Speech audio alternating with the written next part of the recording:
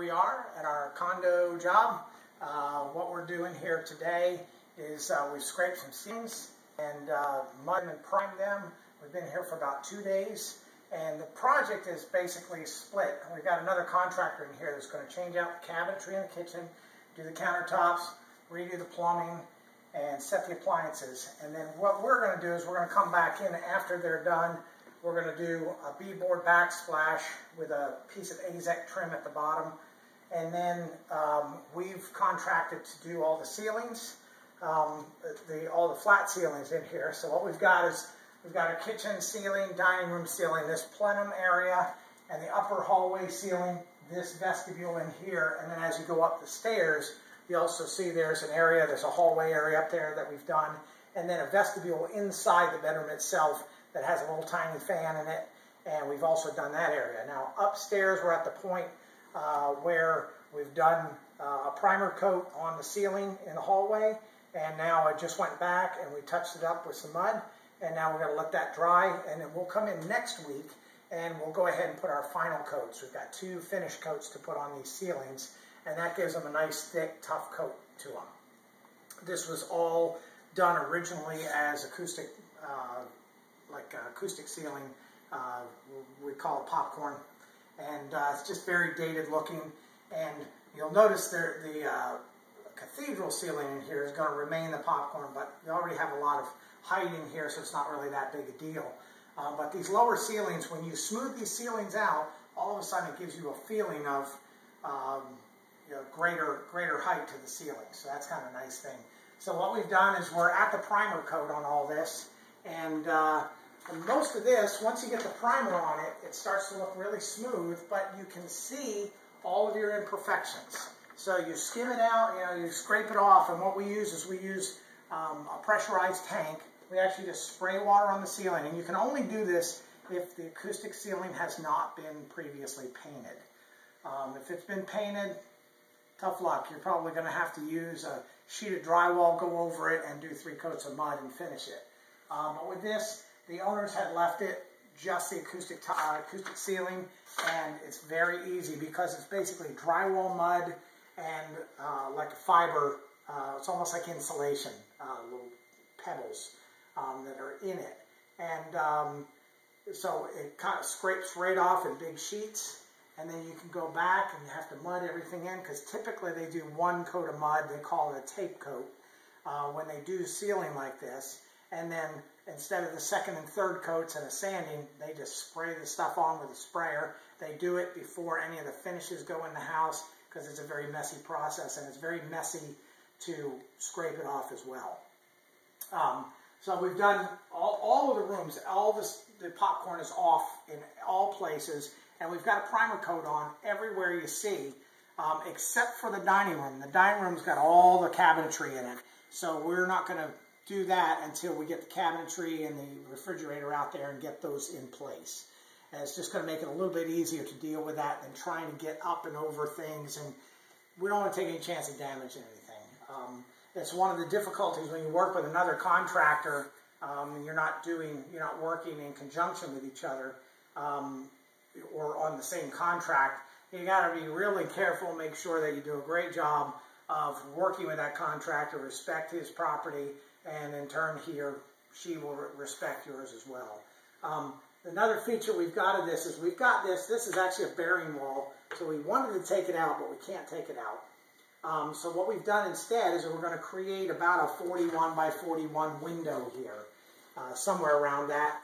And this window is eventually we're going to cut these studs out, we're going to frame it all in, and at that point it's just partition framing. But what we've created is about 34 inches wide, I stand corrected, and I think it was about 41 inches tall. So it'll finish out at about 40 inches high, and we'll drywall all this and put corners on it, and so it'll look just like these drywall corners do on this. It'll be a nice, smooth, clean look. Sometimes too much trim gets in the way and makes things look smaller, and in a condo like this, you'll want as much space and open look as you can get. So it'll be a nice feature, having that pass through, and this ceiling will just continue flush, and will create a corner much like that one is. or like this over here. We cleaned up the lighting. The lighting's been all wiped down and cleaned, and put that all back together. And now we're at the point where we're going to let things dry. We're going to get out of here. A couple of the other things we've done is there was a cabinet in the corner that had the Wi-Fi and all the electronics in it. And that cabinet now has been removed. And basically we've just got the stars on the wall from where the backsplash and where the cabinet itself sat. Now we've got some wiring to do. We've got to move some wiring. And what we're going to do over here is where we've got electrical that feeds the TV. The feed comes out here. We're going to actually pull that back through. We have to open this side of the wall up. We've got a little bit of plumbing here that needs to be capped off. It looks to us like previously plumbing had been capped off before.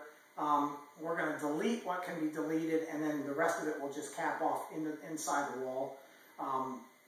And then we'll rewire this, and because it is feeding from this wire over here. So we'll go ahead and rewire that up. And then once this is smooth here, we've got all these wires reconfigured, we'll go ahead and set this oak cabinet on a pedestal so it sits at a regular cabinet height. There's about a 4-inch pedestal under it. And we'll add some ears to it. We've got a cabinet that's roughly 36 inches wide. I think we've got about a 45-inch space here. So we're going to end up with about a 4-inch style addition to either side of it. And so I would create a nice little cabinet in there, and it'll sit back a little bit further. And we've also got a laminate floor here. This is like Pergo or something like that. And obviously our cabinet's only going to, the kick space is only going to stick out about 9 inches from the wall. So we're going to have to find out if the client's got some more of this material, and we're going to have to pop up this cut piece, and then we're going to have to stick in a couple of new pieces in here just to finish that off. It's something that we really didn't look at initially, and this is one of the things about renovation. You don't always know what you're going to find until you rip it open. We couldn't really predict that whether this went underneath the cabinet or not, and obviously it's new enough that the cabinet had been there long before that. So we'll have to take care of that at the same time. And then as far as the stairs go, that's another project that we're working on. And we have removed all the carpet, all the tack strip. We've cleaned and vacuumed this all up, even though it still looks like a mess. But that's all the overspray from when it was sprayed originally. All the paint was done. And what we've got here is, this is what we call a shallow set of stairs. Now these stairs are basically a 2 by 10 wide. So they're about 3/4 of an inch shy of being a full depth of stair. So what we have to do here is we've got full width treads. We'll have to rip them down. We'll walk you through that process as we do it. That's actually a personal favorite of mine. I'm actually a stair builder by trade. So we'll show you how we're going to do this. And because of the situation here, framing is on top of these treads were boxed out this way on purpose to receive carpet. We want to leave them in place because they've been done that way to be a full height tread. And so by code, we want to leave them that way because they're the right height off the floor, and then they continue the correct height all the way up. So what we're going to do is we're going to actually laminate our tread, and we've chosen a 5/8 tread with a 1-inch bullnose on the front of it. So when it's finished, it'll look like just like any other set of stairs around, but we'll be able to actually laminate it to the framing here, which will give us a nice, strong looking and strong feeling tread. And then we've got white risers that'll go up underneath it. That'll match the trim, and then we'll freshen all this trim up as well as we go up. These skirt boards need a repaint. And then at the top we'll have a bull nose. We'll have our 3/4 inch material, and on the winders, as you go around the corner, there's 2 winders, and then you finish out with 5 more treads and a bull nose at the top that the carpet will tuck up against. We chose to go with a natural product. Now we've got more of a gunstock color here, but on the floors we've got this natural oak, and we want to match that natural oak look. That's very, have a lot of continuity there. And there's another area where there's around the fireplace where there's this gunstock color. So it'll give us kind of a nice little change in color for the oak. where we've got that natural oak on the floor, and we'll be matching up the stairs. So when you come down the stairs, you'll be looking at that oak, and all of this will be real cohesive. That's about all we've got here for right now. We're going to be gone for a few days. We got some plumbing lines to repair. These plumbing lines actually feed the sink. We didn't know they came down through here, so we've actually got to move them over. So we'll have our plumber in Monday or Tuesday. He'll move this over, and then after that, we'll be able to frame this in.